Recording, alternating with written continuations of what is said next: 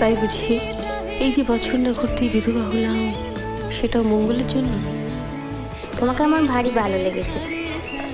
হ্যাঁ গো, তুমি কি এখানে থাকবে কয়েকদিন এখন? এই যে মা, এখানেই আছি। কোথায়? এই যে কুয়োতলায়। আমিও বাঁচব, আমি বাঁচব।